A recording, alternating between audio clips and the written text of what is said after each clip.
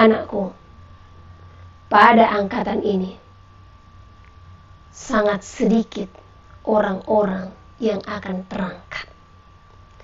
Sangat sedikit orang-orang yang akan menjadi pemenang, ya. Jadi jangan saudara menghitung, ya. Katanya kita sepertiga, katanya, ya kan. Sepertiga kita nanti. Jadi kita banyak kali Kristen di dunia ini ada sekian juta orang. Jadi kita banyak nanti. Oh, no. Tidak seperti itu penghitungannya, ya. Di zaman inilah zaman yang paling berat, zaman yang paling susah dan paling rusak. Karakter-karakter anak-anak pun banyak di sini yang rusak, ya. Apalagi dengan perkembangan teknologi. Ini zaman kita benar-benar teruji dan sebentar lagi, ya, kita akan menuju tanda bilangan 666. Di mana kita tidak akan bisa membeli dan menjual tanpa tanda itu, ya. Seperti apakah wujudnya? Yang jelas itu akan menyatu dengan DNA. DNA itu apa? Darah, ya. Jadi tanda itu akan menyatu dengan darah, ya. Jadi itu tidak akan menyatakan diri, oh inilah 666 itu, jadi terimalah. Enggak. Itu akan dibuat, diciptakan seapik mungkin, serapi mungkin. Sehingga disinilah orang akan terjebak. Disinilah orang kalau tidak memiliki hikmat Tuhan, maka akan terperangkap dan akan terjerat. Karena semuanya itu akan dinyatakan seolah-olah itu baik. Sehingga banyak anak-anak Tuhan yang akan terjatuh dan ikut di dalam materai yang telah tertulis, yaitu angka bilangan 666. Hanya karena apa? Kekhawatiran. Hanya karena ketakutan, ya. Jadi di sini saya ingatkan bagi kita semua, itu semua sudah di depan mata. Jangan terbuai dengan khotbah-khotbah kemakmuran. Beberapa waktu yang lalu ada yang nelpon sama saya. Dan beliau mengatakan, nanti kita akan terangkat, kita tidak akan mengalami aniaya. Kita akan aman-aman saja, yang penting kita memuji dan menyembah Tuhan. Ya, saya katakan, baca Matius pasal yang ke-24. Kita akan mengalami siksaan yang berat sebelum kedatangan Tuhan. Oleh karena itu dari hari ini kita harus benar-benar mempersiapkan diri, harus siap martir. Sudah inikah zamannya? Ya. Saya berani katakan, ya. Tadi sore, mungkin ini besok saya akan posting, ya. Ini ada Tuhan sampaikan kalau angkatan ini akan melihat semua yang akan terjadi, ya. Angkatan ini akan mengalami kesusahan. Berserulah. Tuhan menyampaikan angkatan ini akan mengalami kesusahan, berserulah. Kalau dikatakan angkatan ini, ya kita yang hidup di zaman ini, kita akan melihat kesusahan itu. Jadi jangan berpangku tangan. Jangan saudara merasa kalau dunia sedang baik-baik saja. No, tidak. Dunia sedang tidak baik-baik saja. Dunia sedang berjalan di dalam kekacauan. Kasih semakin dingin. Manusia akan dijerat hanya karena apa? Ketakutan dan kekhawatiran. Inilah jerat yang paling kuat yang akan mengikat anak-anak Tuhan. Disinilah tantangan yang terberat, karena akan banyak orang-orang yang terjatuh di dalamnya. Sebab ini masanya iblis bekerja bagi orang-orang yang dikatakan mengenal Tuhan, ya. Saya tidak heran jikalau yang dikatakan anak-anak Tuhan membuka usaha dan usaha berhasil, sementara ini masa kesusahan. Tetapi anak-anak Tuhan pekerjaannya berhasil. Karena apa? Ini ujian yang sangat berat untuk meninggalkan. Karena jikalau kita sudah berada di dalam satu sistem, maka apa yang kita miliki akan kita lepas. Harta, gelar, semua akan kita lepas. Hanya untuk apa? Kebenaran. Jikalau saudara belum mempersiapkan diri untuk menghadapi itu, Maka saya sampaikan, bersiap-siaplah. Jangan mencintai dunia ini lebih dari apapun. Sebab dengan cinta akan jabatanmu, dengan cinta akan hartamu, dengan cinta akan segala apa yang kau miliki di dalam bumi ini, maka itulah yang akan menjerat kakimu tertinggal di dalam bumi ini. Ya. Jadi jangan sempat terjerat. Dari sekarang siapkan hatimu, siapkan hidupmu untuk hidup benar-benar bisa mandiri. Sehingga jikalau suatu saat nanti peraturan itu diberikan, di mana kita tidak bisa membeli dan menjual seperti yang tertulis dalam kitab Wahyu, maka kita sudah bisa teguh berdiri. Ya, milikilah hikmat itu. Ya, jadi kita tidak akan berkesusahan. Itulah hikmat yang Tuhan berikan ya. Saya juga mau menyampaikan di sini kepada wilayah-wilayah di Indonesia ya. Sekitar 3 minggu yang lalu, saat itu di saat kami berdoa, benar-benar kuasa ilahi meliputi ya. Kalau saudara ingin tahu bagaimana di saat Roh Kudus itu benar-benar meliputi, bisa bergabung dengan kita ya. Jadi tubuh ini benar-benar dikuasai oleh Roh Kudus dan Dia yang berkata-kata ya. Jelas dikatakan saat itu Tarutung akan digoncang, akan terjadi gempa bumi. Dan ini ada beberapa saksi yang menyaksikannya. Tetapi memang saya tidak sampaikan juga di FB dalam waktu dekat ini, karena memang sebelumnya saya sudah sampaikan ya. Ini satu pelajaran. Banyak mereka, waktu saya menyampaikan nubuatan yang Tuhan berikan tentang Tarutung Tapanuli Utara, saya sampaikan, tolong kalian membuka menara doa dan naikkan pujian penyembahan. Naikkan pujian penyembahan agar tangan Tuhan menopang kota Tarutung ya. Kenapa? Jadi ini saya ingatkan bagi kita semua. Ini bukan hanya Tarutung. Apa yang dialami Tarutung, jikalau Toba dan Samosir tidak bertobat, maka akan berpuluh kali lipat lebih besar. Ini Tuhan sudah sampaikan. Berulang kali saya doakan, Tuhan, tolong tahan tanganmu. Tetapi Tuhan tetap mengatakan, aku mengasihi umatku. Bahkan karena kasihlah Dia menegur dan menghajar. Oleh karena itu relakan hati dan bertobat. Ya. Jadi belum terlambat. Ini masih sebagian kecil. Ini masih hal kecil yang Tuhan nyatakan atas Tapanuli Utara. Ya. Masih ada hal besar yang tersimpan. Masih ada sesuatu yang besar yang masih dipegang. Karena Tuhanlah di atas bencana dan malapetaka. Ya, kita nggak boleh sembarangan. Ya. Dia ada di atas semua itu. Semua itu terjadi. Semua itu diizinkan oleh Tuhan. Ya. Masih dipegang kejadian yang sebenarnya yang hendak dinyatakan atas Tarutung, atas Toba dan Samosir. Ya. Tanah Batak keseluruhan. Ini masih peringatan kecil supaya apa? Tuhan katakan karena aku mengasihi umatku. Supaya semakin banyak orang-orang di tanah Batak yang berseru-seru di dalam nama Tuhan. Yang benar-benar memuliakan nama Tuhan, yang memberikan hati sepenuhnya kepada Tuhan, yang melakukan firman-Nya. Jangan sampai pelangi itu diberhentikan atas tanah Batak.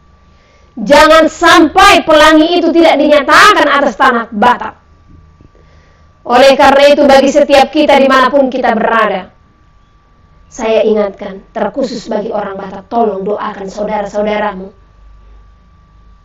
supaya semakin mendekatkan diri kepada Tuhan. Ya, luar biasanya di saat terjadi gempa seperti itu ya, masih kecil gempanya itu sebenarnya ya, dibandingkan yang sudah terjadi di tempat-tempat lain. Tetapi kenapakah harus di saat kesusahan seperti itu kita harus memanggil Tuhan? Tetapi di saat kita senang tidak memanggil Tuhan. Kalau di saat susah kita memanggil Tuhan, ya, Ya mungkin kesusahan aja terus yang terjadi dalam hidup kita. Tetapi coba kalau di saat kita senang memanggil Tuhan, maka kesenangan terus yang Tuhan berikan di dalam damai sejahtera yang daripada Bapa yang di sorga. Ya. Jadi mohon untuk lebih berdoa lagi, terkhusus untuk Tarutung atau Tapanuli Utara. Saya bukakan lagi ya, Sibolga, Nias, Tapanuli Utara udah tadi ya, Toba dan Samosir. Ini lebih berdoa lagi. Bali, Sulawesi, Jakarta. Ini lebih berdoa lagi. Sorong dan Merauke juga harus lebih berdoa lagi.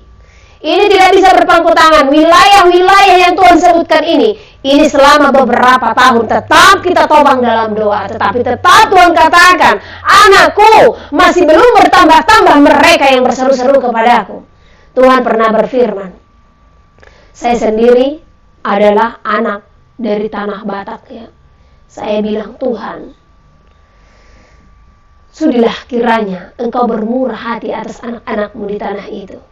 Jikalaupun harus terjadi kehendak-Mu lah yang terjadi Tuhan, tetapi sayangkan nyawanya. Itu yang saya minta ya. Apa yang Tuhan katakan?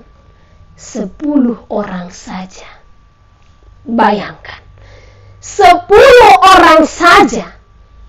Orang-orang yang memberi diri sepenuhnya kepada Tuhan, yang tidak memikirkan perkara-perkara bumi ini lagi, yang hidupnya siang malam di dalam Tuhan ya, yang hatinya benar-benar suci, yang hatinya benar-benar kudus dan datang kepada Tuhan. Hanya 10 orang saja menopang tanah ini, maka semuanya ini tidak akan terjadi. Jadi bagi siapa yang mendengarkan, nyatakanlah ini. Hanya 10 yang Tuhan minta, tetapi yang hidupnya tidak ada lagi terpaut akan bumi, yang tidak memikirkan hal-hal duniawi lagi, yang tidak memikirkan kedagingan lagi, yang hidupnya siang malam hanya datang memuji Tuhan ya. Jadi supaya kita lebih kuat lagi berdoa. Masih banyak sebenarnya nubuatan yang Tuhan berikan beberapa tahun silam ya. Bahkan tahun kemarin saya juga masih ingatkan, kalau Tuhan katakan komunis akan berdiri. Ini juga kita tidak bisa abaikan. Ya. Indonesia tidak bisa tinggal diam. Ya. Komunis akan berdiri. Saat itu waktu Tuhan berfirman, saya bertanya, apa maksud daripada komunis akan berdiri? Mereka ini akan menjajah. Jadi siap-siap. Komunis akan menjajah bangsa-bangsa, ya. Ada kemungkinan Indonesia akan dijajah, bisa saja ya. Karena sudah banyak tanda yang Tuhan berikan. Oleh karena itu tetaplah sehati, sejiwa, sepikir dengan orang-orang yang benar-benar hidupnya di dalam Tuhan, dan mari berikan hatimu sepenuhnya kepada Tuhan ya. Tadi itu juga waktu sebelum kita beribadah ya, Tuhan berfirman, hal kerajaan surga berbicara kehidupan yang kekal. Jadi marilah kita hanya memikirkan hal kerajaan surga. Jadi kerajaan surga berbicara kehidupan yang kekal. Kehidupan yang kekal itu apa? Surga. Neraka itu apa? Kebinasaan yang kekal. Ya. Kebinasaan yang kekal yang tidak ada habis-habisnya. Jadi manusia akan binasa di dalamnya, tetapi tidak ada habis-habisnya. Sakit kan? Oleh karena inilah kita berjuang untuk masuk ke dalam kerajaan sorga. Saya punya prinsip dalam hidup.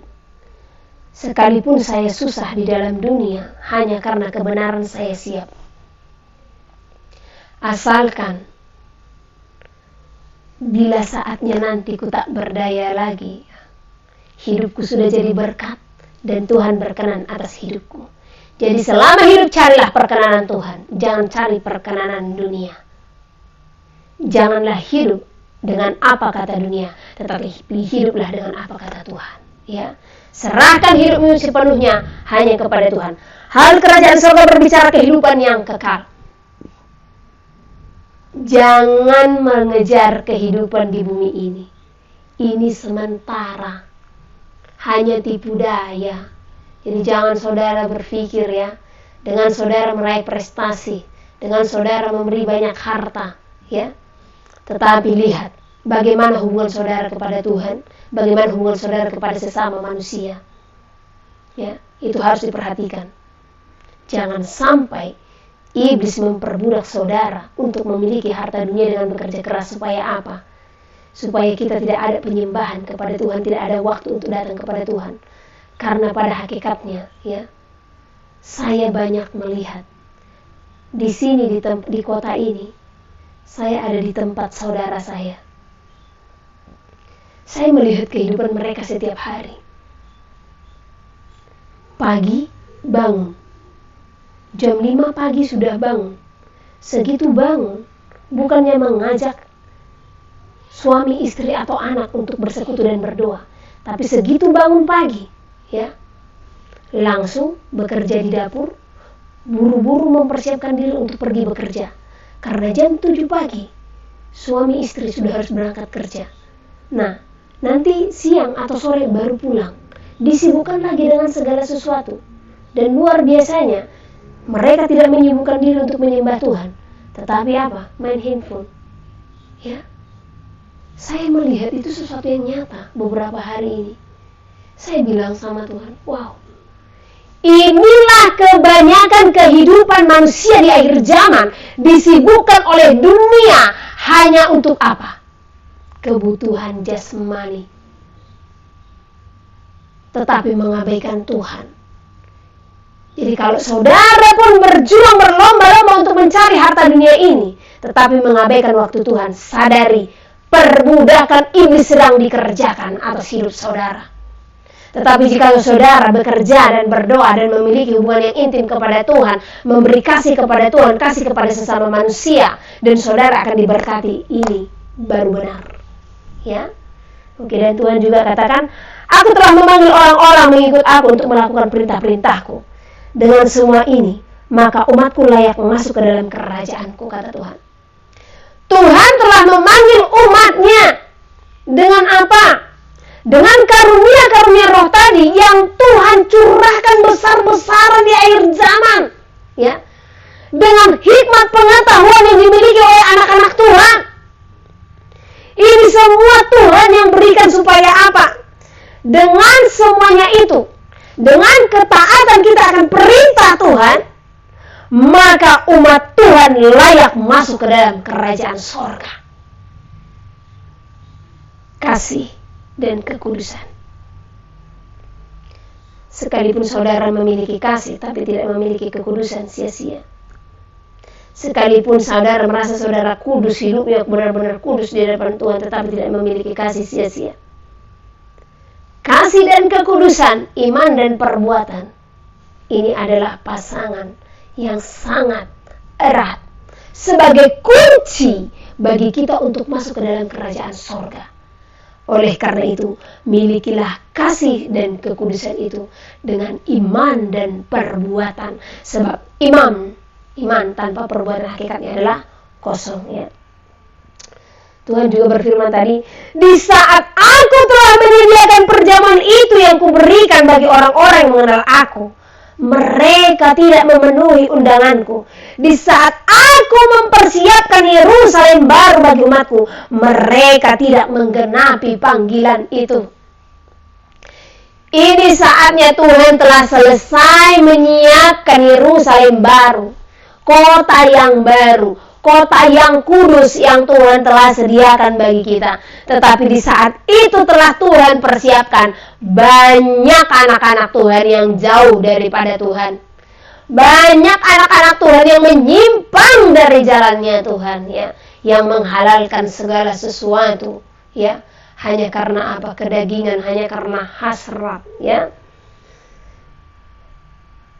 Harinya sudah tiba, tetapi aku memanggil mereka yang belum memberi diri kepada aku. Aku memanggil orang-orang yang telah lama jauh daripada aku, kata Tuhan. Ya. Tuhan memanggil orang-orang yang jauh, yang tersesat, sama seperti saya ini. Saya juga katakan saya orang tersesat, saya juga orang yang terhilang. Tetapi puji Tuhan, dia datang memanggil saya. Puji Tuhan, dia menerima saya. Tetapi di dalam penerimaan itu, saya pun tahu saya harus mempersiapkan jubah mempelai. Yaitu apa? Karakter-karakter yang berkenan di hadapan Tuhan, ya. Karena tanpa jubah mempelai tadi, kita pun akan dibuang dan dicampakkan ke dalam api, ya. Jadi oleh karena itu, kita yang sudah dipanggil ke dalam undangan, kita yang sudah mendengar dan menerima undangan itu, robohkan karakter-karakter yang bukan berasal daripada Tuhan, ya. Kedengkian, iri hati, percabulan, semua hawa nafsu, semua dibuang. Sebab semuanya itu sama dengan apa? Penyembah berhala, ya.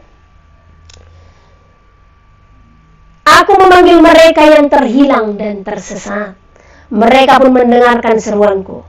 Aku bersuka cita olehnya. Namun masih banyak yang belum meninggalkan bumi ini di dalam hatinya, ya. Tuhan bersuka cita dengan datangnya orang-orang terhilang, dengan datangnya orang-orang yang tersesat. Tuhan bersuka cita, ya. Tetapi Tuhan pun melihat orang-orang seperti ini pun yang mendengarkan seruan Tuhan akan datang, ya. Tuhan pun melihat masih banyak mereka yang belum bisa melepaskan hatinya, ya. Maka orang-orang seperti inilah yang akan binasa. Mereka yang mendengar seruanku namun tidak menguasai hati. Jadi kalau kita sudah mendengar seruan Tuhan, maka kita harus menguasai hati, ya. Banyak saya lihat, apalagi di YouTube, di FB, di mana-mana, ya. Orang sangat suka dengan yang namanya perdebatan, ya. Tadi juga ada orang yang berdebat masalah nama. Penting gak ini? Penting untuk kita ketahui, ya. Nah, ini akhir zaman, ya. Ingat, saya pernah sampaikan kalau Tuhan pernah berfirman, per abad Tuhan memulihkan gerejanya. Itu per abad, ya.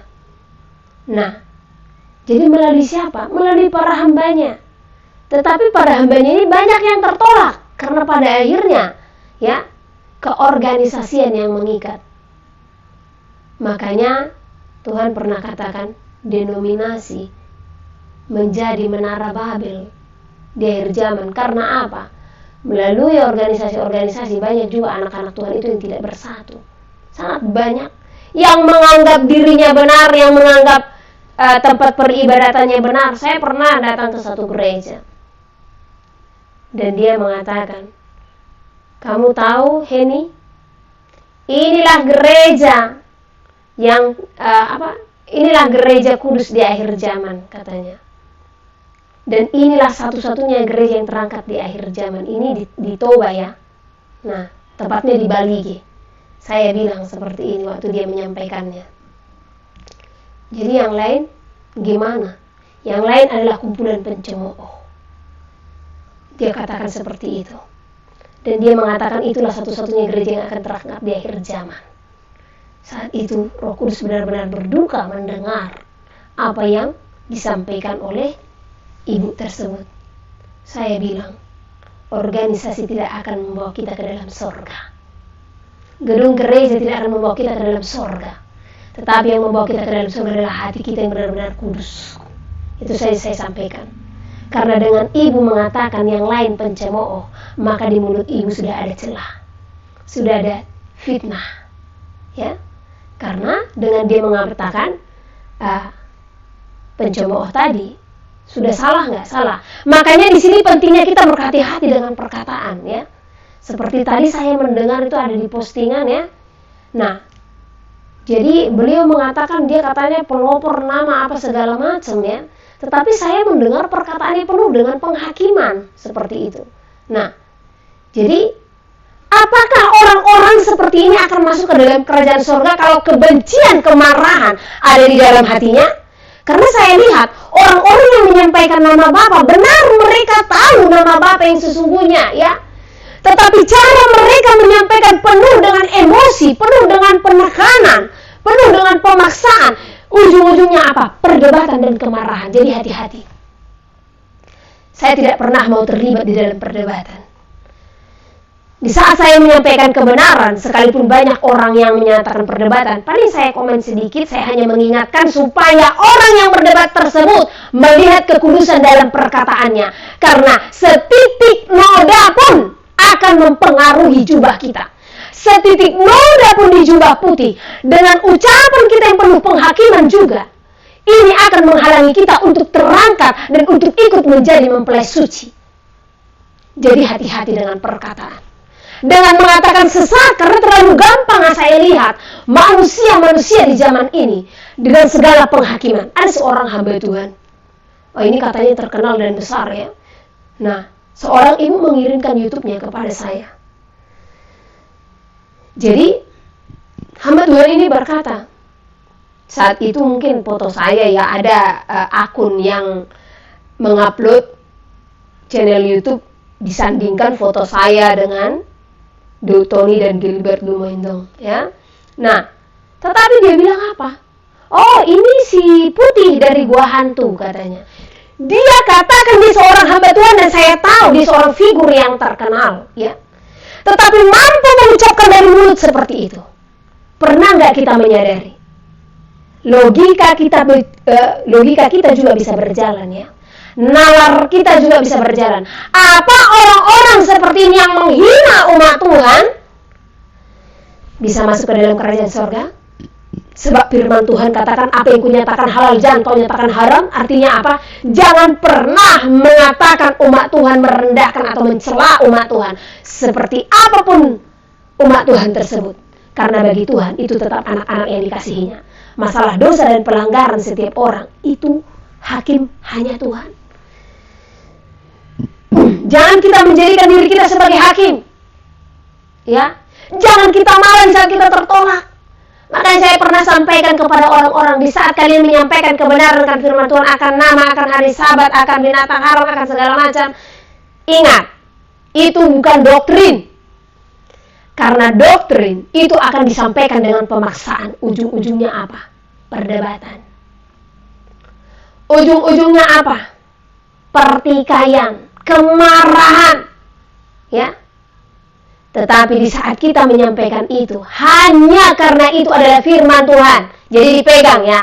Itu bukan doktrin, tetapi itu firman Tuhan. Di saat firman Tuhan kita sampaikan, firman itu kita sampaikan dengan kasih, bukan dengan pemaksaan. Terserah orang mau menerimanya atau tidak, ya.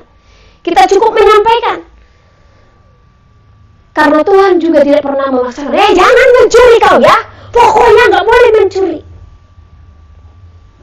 Tuhan hanya berfirman, jangan mencuri. Tuhan hanya berfirman, jangan membunuh.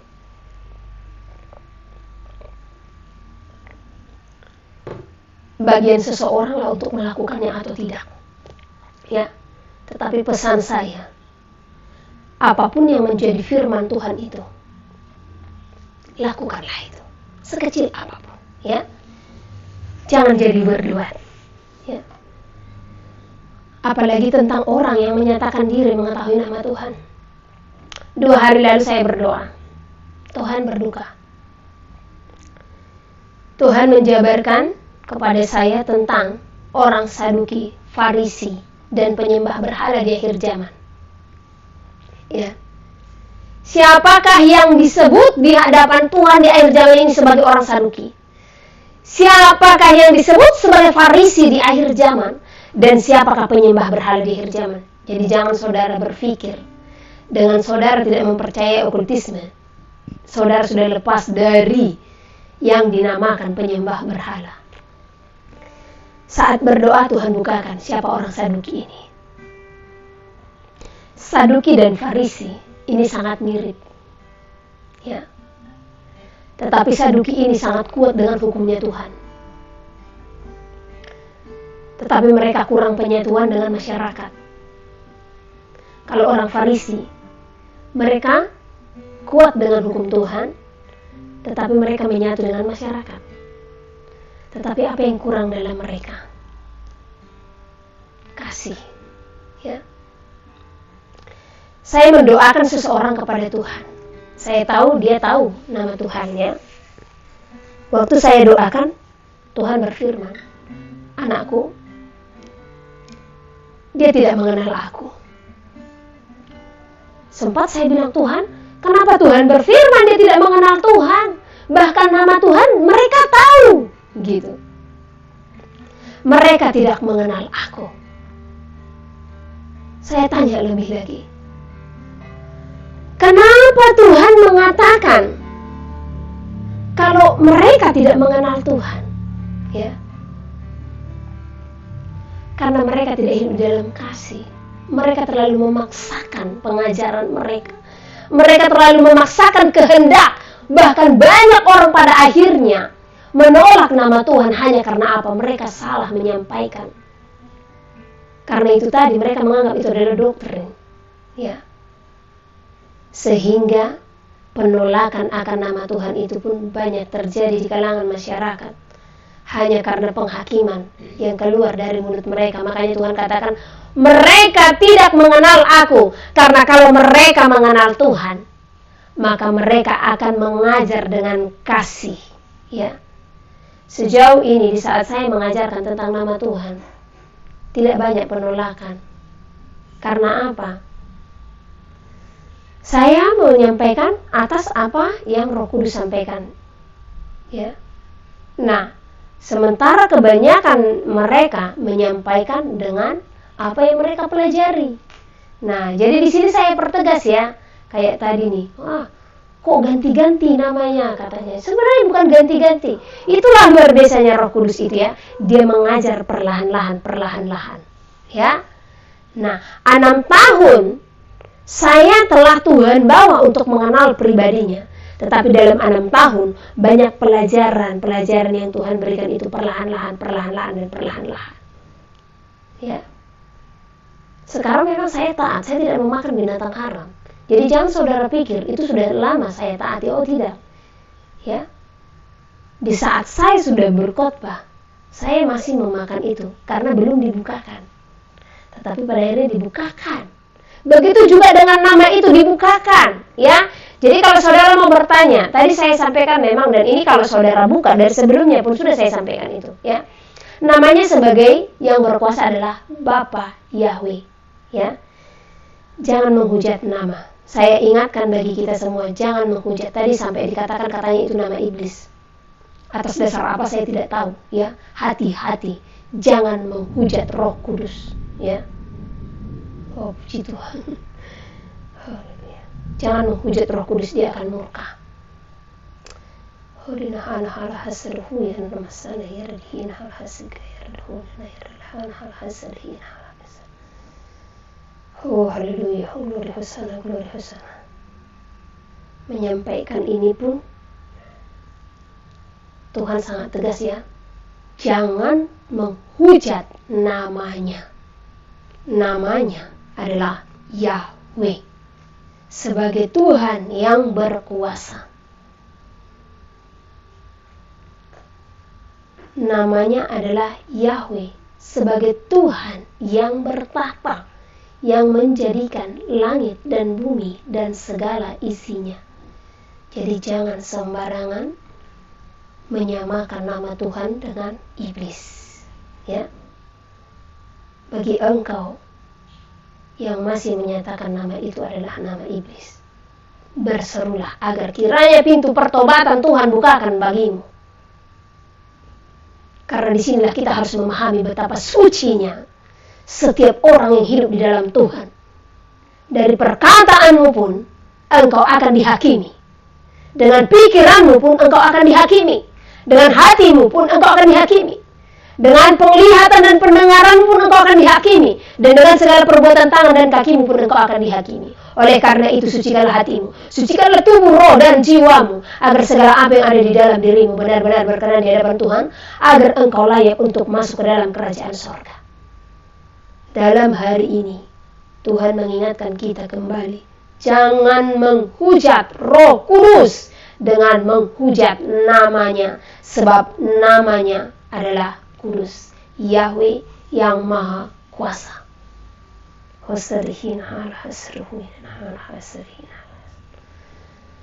Haleluya. Jadi bagi setiap kita, jangan menjadi Farisi dan Saduki di akhir zaman. Siapa orang Farisi dan Saduki? Mereka yang mengetahui nama Tuhan. Mereka yang mengetahui hukum-hukum Tuhan dan melakukannya, tetapi tidak hidup di dalam kasih, tetapi penghakiman yang keluar dari mulutnya. Hati-hati. Hati-hati dengan Saduki dan Farisi di akhir zaman. Ya. Dan begitu juga dengan engkau yang saat ini Tuhan nyatakan sebagai penyembah-penyembah berhala. Engkau yang hatinya syarat dengan hasrat, dengan segala hawa nafsu, kemarahan, kegeraman dan keegoisan, di mana itu sama halnya dengan penyembahan berhala. Maka janganlah engkau merasa engkau bukan seorang penyembah berhala hanya karena engkau ukurkan itu dengan penyembahan kepada Tuhan yang lain. Tetapi dengan segala perbuatanmu yang kurang berkenan di hadapan Tuhan, yang tidak suci hatimu, yang tidak suci perkataan dan perbuatanmu, maka semuanya itu sama dengan penyembah berhala. Jadi orang-orang yang tidak melakukan hukum dan perintah Tuhan sepenuhnya, yang tidak memahami dan yang tidak melakukannya, mereka lah yang dikatakan sebagai penyembah berhala. Ya. Jadi jangan kita merasa kita yang sudah berdoa memanggil nama Tuhan, kita yang sudah memegang Alkitab, ya, kita merasa kita bukan penyembah berhala. Ya. Kitab Kolose mengatakan, ya, setiap orang yang di dalamnya syarat dengan hasrat, dengan hawa nafsu, dengan kemarahan, kegeraman, percabulan, maka semuanya ini sama dengan penyembah berhala. Ya. Sucikan, kuduskanlah hatimu, hai engkau anak-anak yang dikasihinya, hai kita anak-anak yang dikasihinya. Oh ya rala hosana ya namasana saradahu de ina hala hasikara de hina hala hasru ya namasana.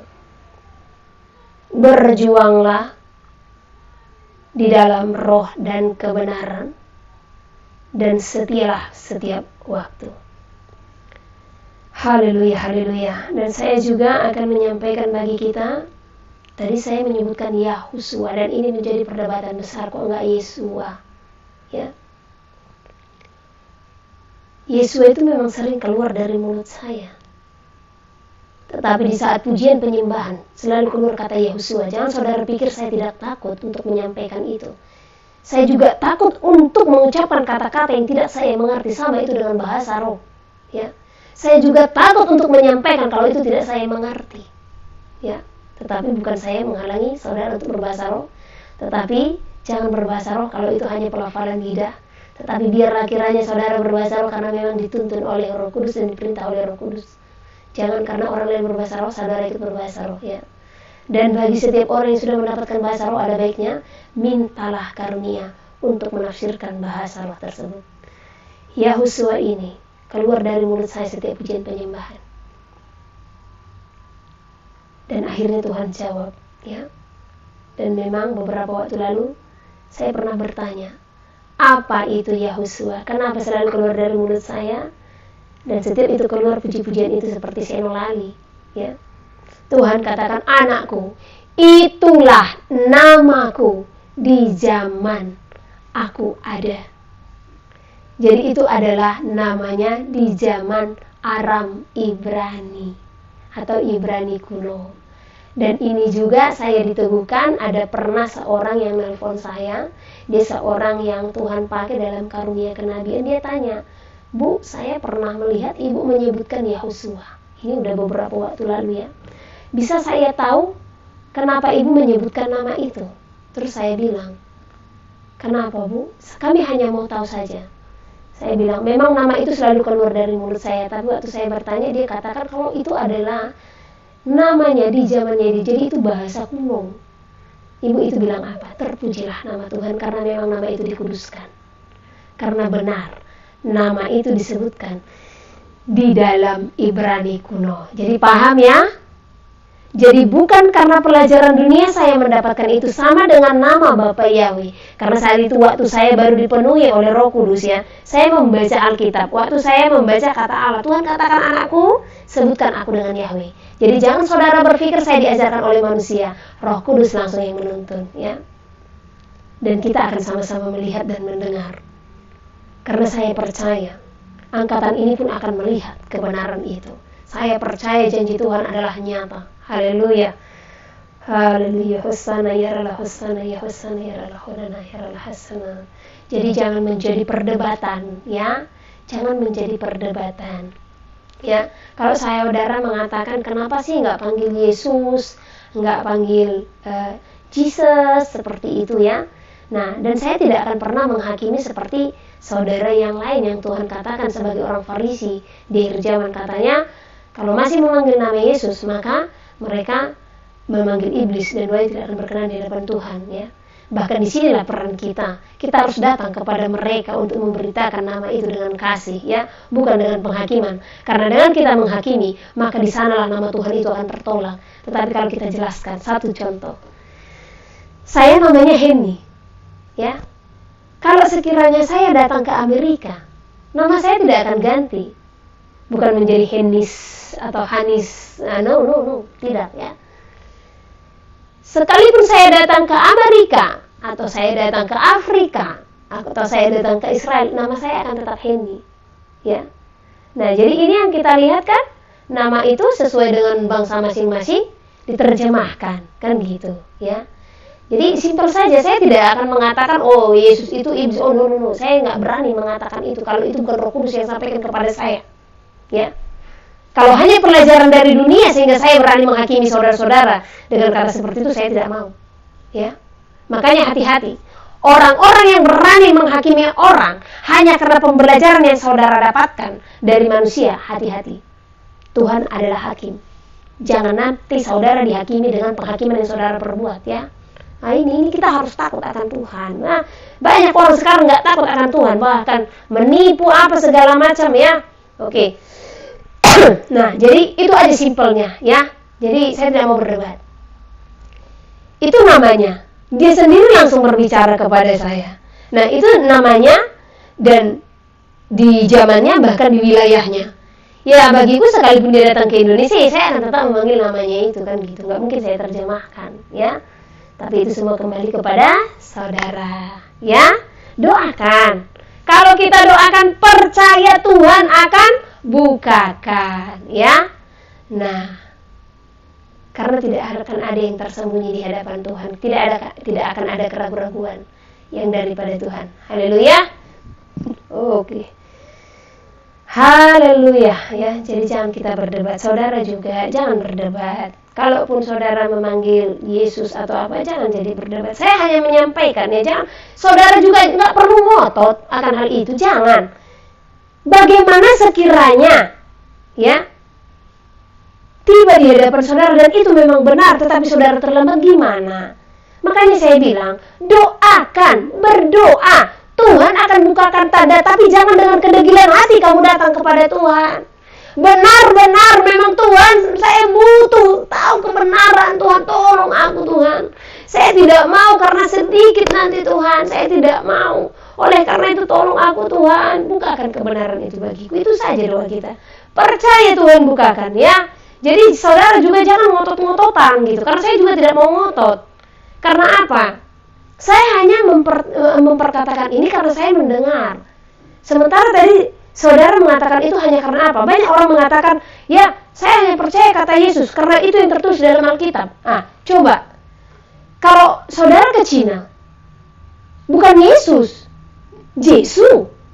Nah, saudara ke Amerika, bukan Yesus, Jesus. Terus gimana dong? Ya, jadi kita juga nggak bisa ngotot dengan mempertahankan itu, ya. Karena ada pernah menyampaikan kepada saya, di luar nama Yesus, maka bagi saya itu sesat, katanya. Saya katakan banyak di luar nama Yesus, Jesu, Jesus, banyak saya bilang. Nah, akhirnya dia sendiri pun diam, ya.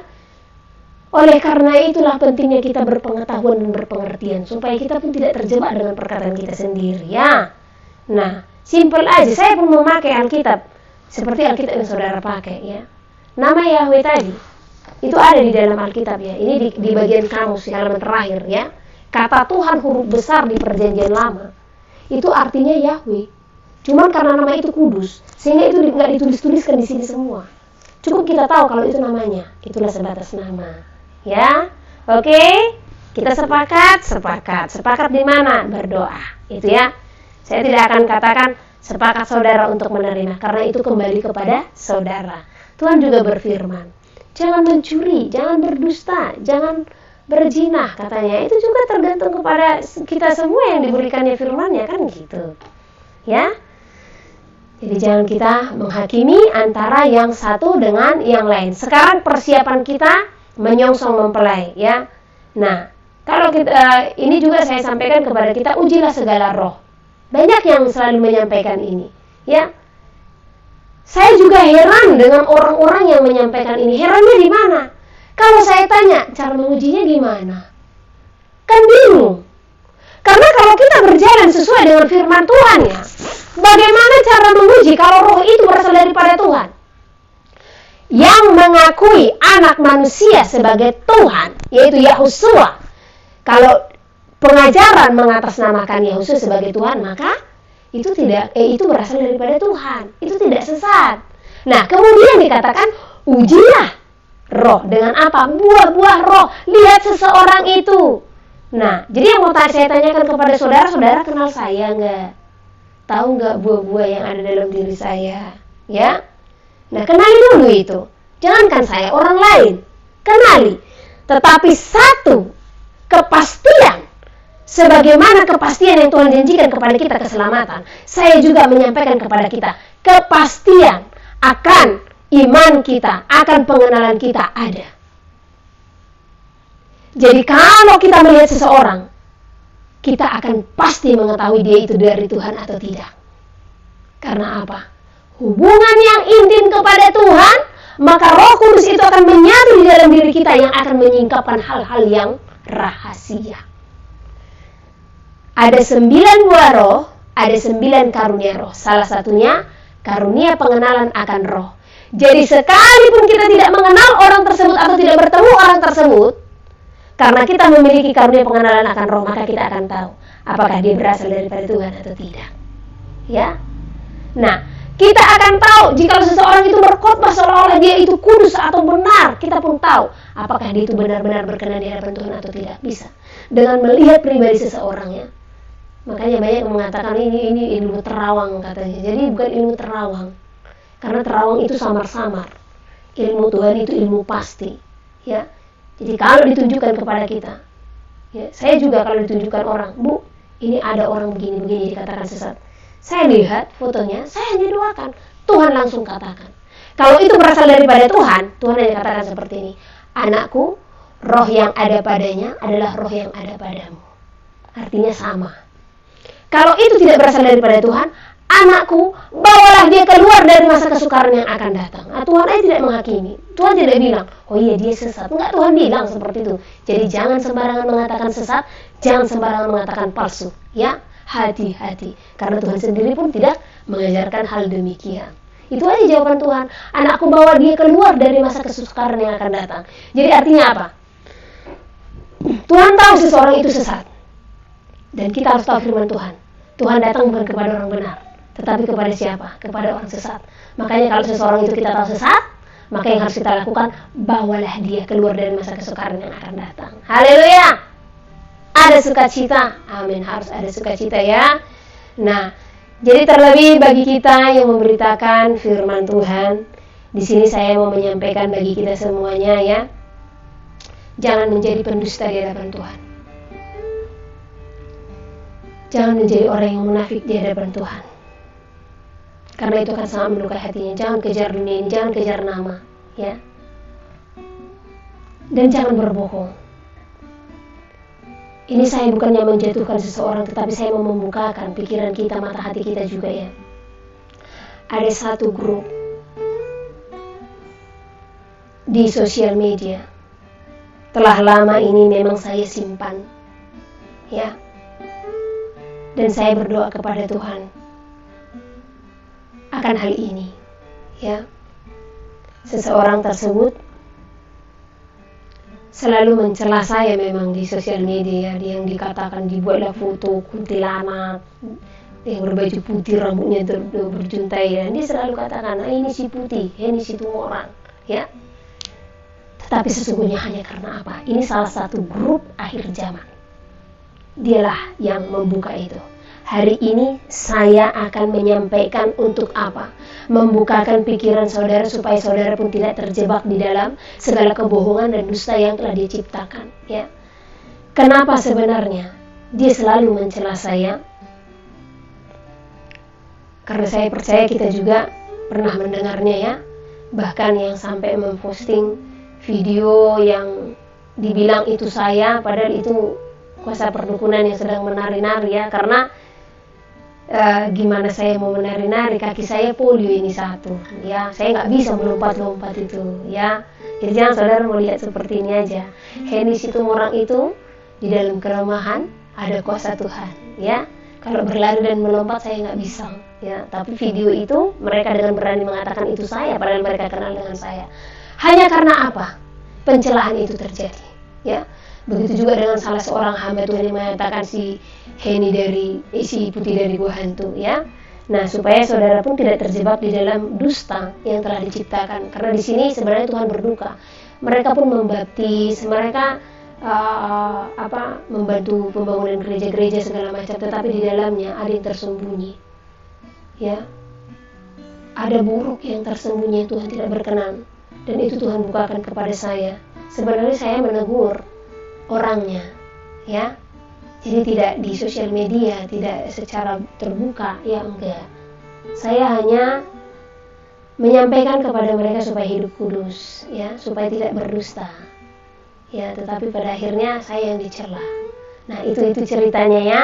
Hanya sedikit itu aja. Apa saja dusta itu segala macam, ya, saya tidak akan bisa bukakan. Tapi supaya mata saudara juga terbuka, mata rohani saudara terbuka, supaya saudara pun tidak ikut dalam pencelaan itu, ya. Intinya ada rahasia besar mereka yang saya pegang. Tetapi setiap orang punya kesalahan dan kelemahan. Kita pun harus ada penerimaan dan tetap berdoa. Cuma satu yang disayangkan dari mereka belum ada pertobatan akan hal itu saja, ya.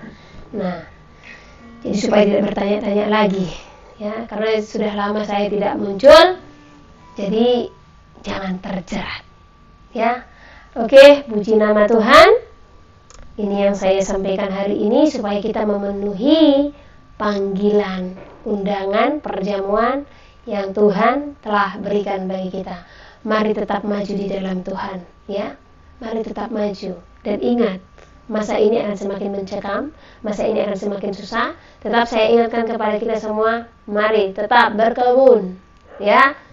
Mari tetap menanam tanaman-tanaman, ya. Dan mari tetap berjuang untuk mandiri. Kita tidak tahu hari esok, ya. Karena kalau kita mengikuti segala sesuatu, cuman saya tidak bisa terlalu terbuka, ya. Kita juga nanti akan mengadakan Zoom. Nah, kebetulan kita mungkin di kota hanya ada sekitar 1 atau 2 bulan. Jadi ini akan kami percepat untuk Zoom dan live streaming untuk membagikan apa yang Tuhan sampaikan, ya. Bagi setiap kita yang mau ikut Zoom, bisa nanti WA saya, WA-nya ada di itu, ya, di YouTube, ya. Nah, bisa di WA supaya kita membuat, saya juga butuh mengenal orang-orang yang ikut di dalam Zoom, ya, supaya tidak ada penyusup-penyusup, ya. Nah, tapi ya, kalaupun itu penyusup, ya tidak masalah juga, karena saya hanya menyampaikan kebenaran, ya. Haleluya, glory hosana ya hosana ya rala hosana. Sarada holena ya rala hosana ya hosana ya. Satu lagi menyinggung tentang bahasa roh, supaya saya jangan lupa, ya. Jangan mencela bahasa roh, ya. Nah, tadi ada yang tanggung yang saya ceritakan. Tuhan sampaikan, kalau per abad Tuhan memulihkan gereja-gerejanya. Nah, itu kita bisa pelajari dari tahun 1800 ini sebenarnya dipegang oleh Miss Ellen G. White, 1900 William Seymour, dan tahun 2000-an itu di masanya kita, ya. Nah, kesimpulannya apa yang Tuhan berikan, ya. Kita harus kembali kepada kekudusan firman Tuhan, ya. Jangan mengganti atau merubah waktu yang Tuhan tetapkan, dan jangan merubah firman Tuhan. Jangan pernah salah dengan apa yang disampaikan oleh Rasul Paulus, ya. Jadi tetap firman Tuhan ini tidak ada yang dirubah ini, ya. Tidak ada pembatalan hukum-hukum Tuhan, ya. Itu satu. Kedua, namanya harus kita ketahui, yaitu siapa? Yahweh dan Yahusua. Nama Bapa itu Yahweh, nama anak manusia itu adalah Yahusua. Ya. Nah, ketiga, apalagi kita harus mengakui pekerjaan Roh Kudus yang diberikan kepada kita untuk menyatakan undangannya, yaitu karunia-karunia roh. Ya, karunia-karunia roh itu banyak. Ya, ada 9. Salah satunya bahasa roh. Jadi jangan menghina. Kemarin ada yang mengirim selebaran kepada satu tim kita ya. Nah, dan yang mengirim selebaran ini ya di situ saya membaca. Saya waktu anak gadis juga saya sudah pernah membaca itu ya. Nah, saya sudah pernah membaca itu. Kalau itu sebenarnya ditulis oleh siapa? Bahkan dia yang mengalami bahasa roh sendiri. Tetapi karena dia tidak memiliki penafsiran, dia pusing sendiri, pening sendiri mungkin ya. Nah, tetapi karena apa? Dia tidak berserah kepada Tuhan. Karena sesungguhnya sekalipun kita tidak mengerti, roh kita yang berbicara kepada Tuhan dan mengerjakan segala sesuatu hal-hal yang rahasia ke dalam tubuh kita. Ya. Nah, jadi jangan pernah ada penolakan. Ingat, hati-hati dengan penghujatan Roh Kudus. Jadi sebenarnya Tuhan sudah bukakan semua ya tentang apa-apa saja yang kita perbekali menyongsong kedatangan Tuhan itu. Ya, jangan pernah membatalkan firman Tuhan dan hiduplah di dalam kasih dan kekudusan. Haleluya. Gloriosana, kita akan ketemu lagi nanti suatu-suatu saya akan buat pengumuman di FB atau di YouTube ya, karena YouTube ini udah lama juga tertutup ya. Haleluya. Kasih-Mu menyertai setiap kami.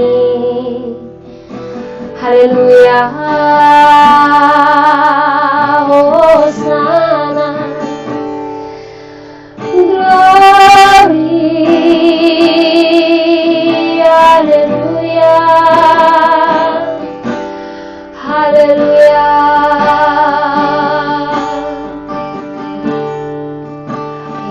Elohim yang Maha Kudus, terpujilah nama-Mu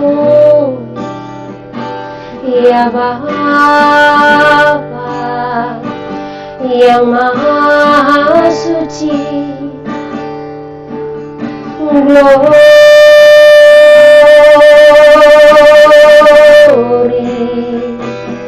Haleluya.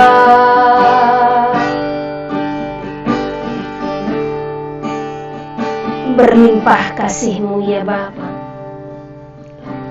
berlimpah anugerah dan rahmat-Mu yang Kau berikan dalam kehidupan kami, selalu baru setiap hari. Terpujilah nama-Mu. Terima kasih buat hari ini Bapa, terima kasih buat ibadah kami. Kami tahu Tuhan, Engkau yang memulihkan gereja-Mu, Engkau yang memulihkan keadaan kami ya Bapa, supaya kami suci hatinya menyongsong hari kedatangan-Mu. Terima kasih Bapa Elohim yang Maha Kudus. Tuhan, hamba menyerahkan setiap anak-anak-Mu yang ikut dalam peribadatan ini. Engkau-lah yang menyertai memberkati kehidupan mereka, terlebih secara rohani, agar semakin disingkapkan lagi hal-hal yang rahasia akan kerajaan surga-Mu, supaya setiap kami memiliki hikmat dan kebijaksanaan untuk mengerti segala apa yang telah kami hadapi. Terima kasih ya Bapa, kami serahkan hidup kami sepanjang malam ini hanya ke dalam tangan pengasihan-Mu. Di dalam nama-Mu Bapa Yahweh, kami berdoa, mengucap syukur, glory hosana, kasih anugerah yang daripada Engkau Bapa Elohim, serta persekutuan di dalam Roh-Mu yang akan selalu memberkati kehidupan kami sampai selama-lamanya. Kemuliaan hanya bagi-Mu di tempat yang maha tinggi. Haleluya, haleluya, amin. Haleluya.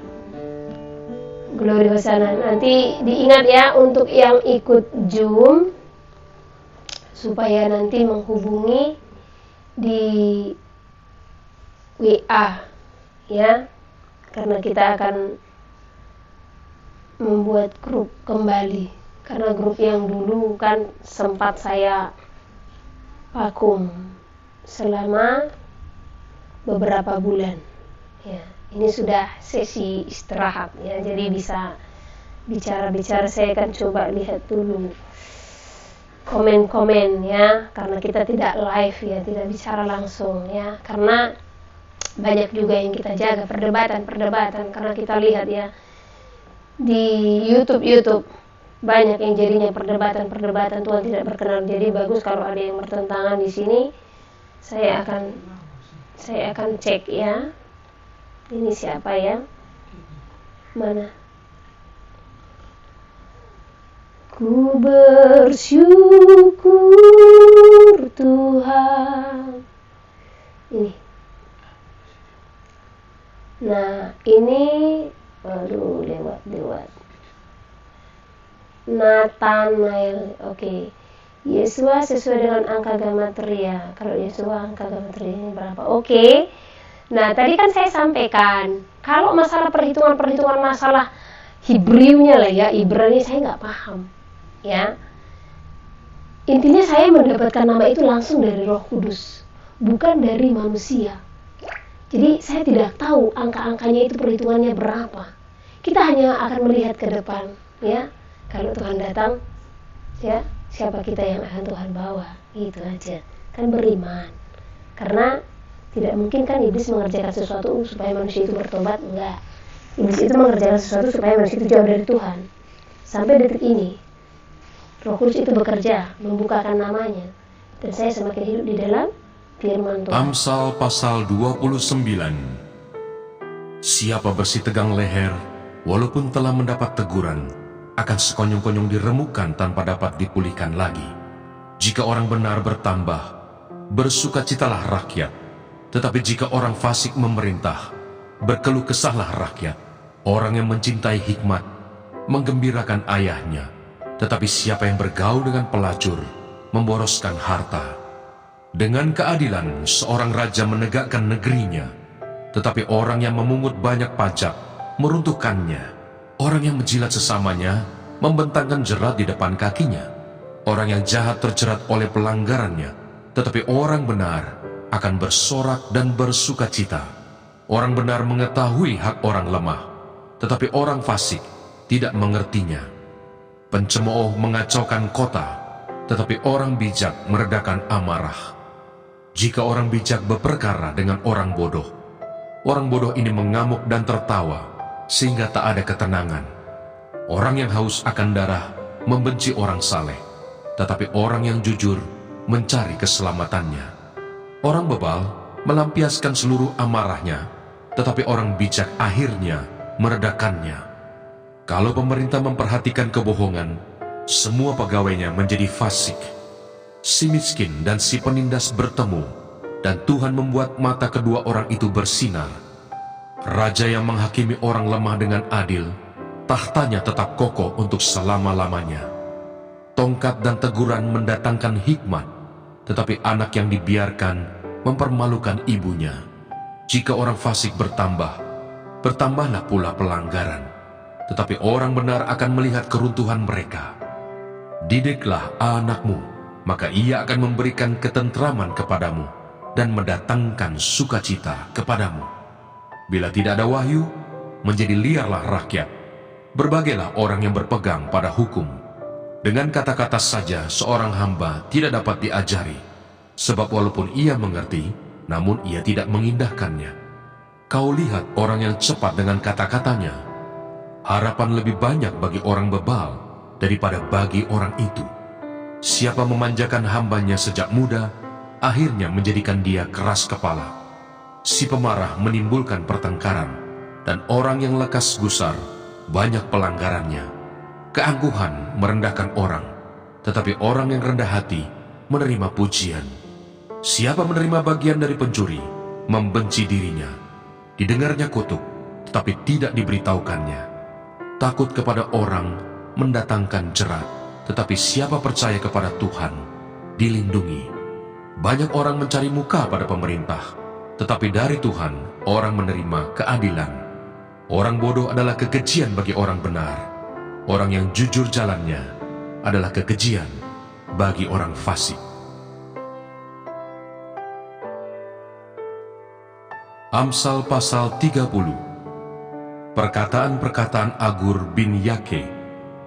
Perkataan Agur bin Yake dari Masa. Tutur kata orang itu, aku berlelah-lelah ya Allah, aku berlelah-lelah sampai habis tenagaku, sebab aku ini lebih bodoh daripada orang lain. Pengertian manusia tidak ada padaku, juga tidak kupelajari hikmat. sehingga tidak dapat kukenal yang Maha Kudus. Siapakah yang naik ke surga lalu turun? Siapakah yang telah mengumpulkan angin dalam genggamnya? Siapakah yang telah membungkus air dengan kain? Siapakah yang telah menetapkan segala ujung bumi? Siapa namanya dan siapa nama anaknya? Engkau tentu tahu. Semua firman Allah adalah murni. Ia adalah perisai bagi orang-orang yang berlindung padanya. Jangan menambahi firman-Nya, supaya engkau tidak ditegurnya dan dianggap pendusta. Dua hal aku mohon kepadamu, jangan itu kau tolak sebelum aku mati, yakni, jauhkanlah daripadaku kecurangan dan kebohongan. Jangan berikan kepadaku kemiskinan atau kekayaan. Biarkanlah aku menikmati makanan yang menjadi bagianku, supaya kalau aku kenyang, aku tidak menyangkalmu dan berkata, siapa Tuhan itu? Atau kalau aku miskin, aku mencuri dan mencemarkan nama Allahku. Jangan mencerca seorang hamba pada tuannya, supaya jangan ia mengutuki engkau, dan engkau harus menanggung kesalahan itu. Ada keturunan yang mengutuki ayahnya, dan tidak memberkati ibunya. Ada keturunan yang menganggap dirinya tahir, tetapi belum dibasuh dari kotorannya sendiri. Ada keturunan yang berpandangan angkuh, yang terangkat kelopak matanya. Ada keturunan yang giginya adalah pedang, yang gigi geliginya adalah pisau, untuk memakan habis dari bumi orang-orang yang tertindas, orang-orang yang miskin di antara manusia. Si lintah mempunyai 2 anak perempuan, untukku dan untukku. Ada 3 hal yang tak akan kenyang. Ada 4 hal yang tak pernah berkata cukup. Dunia orang mati dan rahim yang mandul, dan bumi yang tidak pernah puas dengan air, dan api yang tidak pernah berkata cukup. Mata yang mengolok-olok ayah dan enggan mendengarkan ibu akan dipatuk gagak lembah dan dimakan anak Raja Wali. Ada 3 hal yang mengherankan aku, bahkan ada 4 hal yang tidak ku mengerti. Jalan Raja Wali di udara, jalan ular di atas cadas, jalan kapal di tengah-tengah laut, dan jalan seorang laki-laki dengan seorang gadis. Inilah jalan perempuan yang berzina. Ia makan, lalu menyeka mulutnya dan berkata, aku tidak berbuat jahat. Karena 3 hal bumi gemetar, bahkan karena 4 hal ia tidak dapat tahan. Karena seorang hamba, kalau ia menjadi raja. Karena seorang bebal, kalau ia kekenyangan makan. Karena seorang wanita yang tidak disukai orang, kalau ia mendapat suami. Dan karena seorang hamba perempuan, kalau ia mendesak kedudukan nyonyanya. Ada 4 binatang yang terkecil di bumi, tetapi yang sangat cekatan. Semut, bangsa yang tidak kuat, tetapi yang menyediakan makanannya di musim panas. Pelanduk, bangsa yang lemah, tetapi yang membuat rumahnya di bukit batu. Belalang, yang tidak mempunyai raja, namun semuanya berbaris dengan teratur. Cicak yang dapat kau tangkap dengan tangan, tetapi yang juga ada di istana-istana raja. Ada 3 binatang yang gagah langkahnya, bahkan 4 hal yang gagah jalannya, yakni singa yang terkuat di antara binatang, yang tidak mundur terhadap apapun, ayam jantan yang angkuh atau kambing jantan, dan seorang raja yang berjalan di depan rakyatnya. Bila engkau menyombongkan diri, tanpa atau dengan berpikir, tekapkanlah tangan pada mulut. Sebab kalau susu ditekan, mentega dihasilkan, dan kalau hidung ditekan, darah keluar, dan kalau kemarahan ditekan, pertengkaran timbul.